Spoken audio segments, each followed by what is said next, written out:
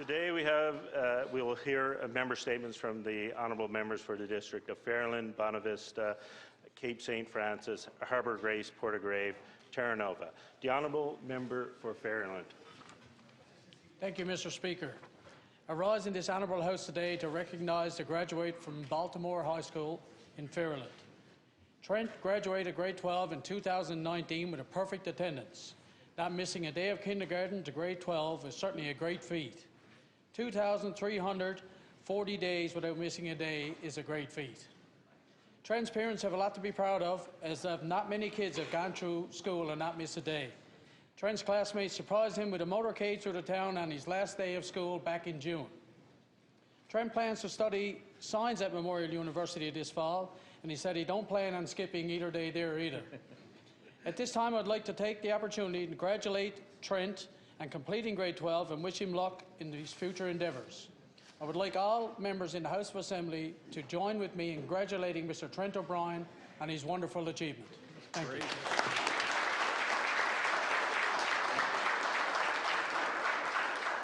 The honourable member for Bonavista.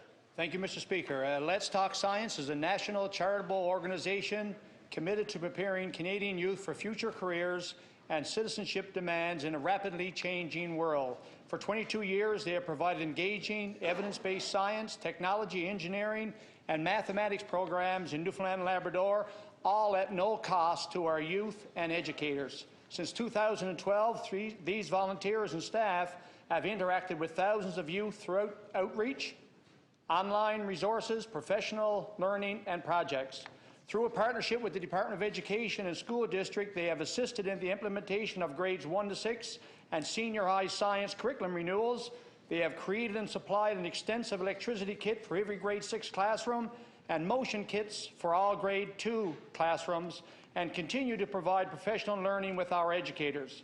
Working with other Canadian partners like the Canadian Space Agency, Let's Talk Science continues to engage youth in real science through projects like Living Space and Tomatosphere, creating an understanding around the optimal conditions for living and growing food on Earth and in space. A remarkable team of volunteers, educators and staff having a great impact on our schools' youth.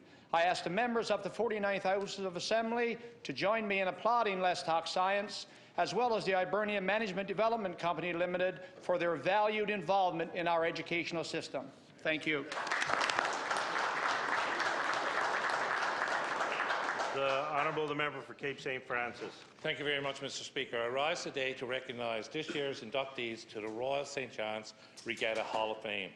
Mr. Speaker, residents in my district take great pride in the tradition of participating in the oldest organised sporting event in North America. This year's inductees included the 1985 Otter Cove Intermediate Crew for the record time of 9:30:55, an impressive record that stood for 16 years. Crew members included Cox Mike Power, Stroke Pat Hyde, Dave Kelly, Frank Power, Darren Hyde, Craig Moores, Paddy Dyer, and Coach Bill Power. Graham Rocha Torbay was also inducted this year as a coxswain. Graham has been involved in the regatta for 20 years, first as a rower in 1992, and in 1998 he began his coxswain career. Graham has won 25 medals. In 2008, he was coxswain of the O'Day Earl team, which won the Triple Crown. Graham was also coxswain for the intermediate crews that won gold medals from 2002 to 2005. Graham has a passion for the sport, teaching beginners and veteran rowers. He has patience like you wouldn't believe. He even tried to coach me. I would also like to acknowledge the late Frank Dinn, who was inducted as a builder. For 40 years, he served on the Regatta Committee. He made a remarkable contribution to the Royal St. John's Regatta. I ask all honourable members to join with me in congratulating this year's Hall of Fame inductees.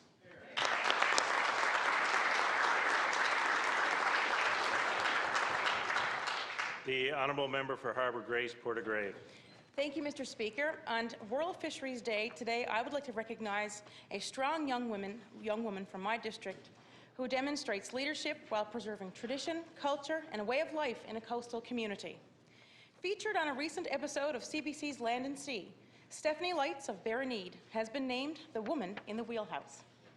She thrived as a busy hairstylist for more than a decade, but when Stephanie and her husband Chris started their family, Stephanie's father, Wayne Russell, a well-respected fish harvester, could see the toll the busy full-time work was taking, and one day he made an offer to Stephanie to come join him on his fishing boat part-time. A career change she fully embraced and loves. The father-daughter duo were on the water. Sadly, Wayne and Stephanie only had 2 seasons fishing together. In July of 2018, while docked working on his boat, Wayne passed away suddenly. Portagrave is one of the most prosperous fishing harbors in the province, and harvesters from this community are known and respected far and wide. Wayne Russell was no exception. I just know that Wayne is so proud of the job Stephanie is doing as he watches over his family, living the way of life he loved so much. Mr. Speaker, I ask that all honourable members join me in thanking Stephanie for her family's contribution to the province's legacy and growth. Thank you, Mr. Speaker.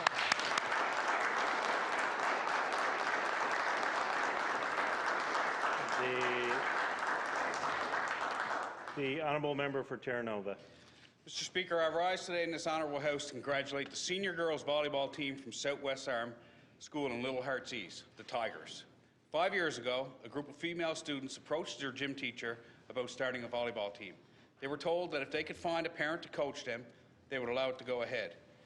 After 4 years of playing as a team, with a group of only 13 players made up all of eligible female players from grades 9 to 12, they were successful in winning their first official female volleyball banner at VolleyFest for their school.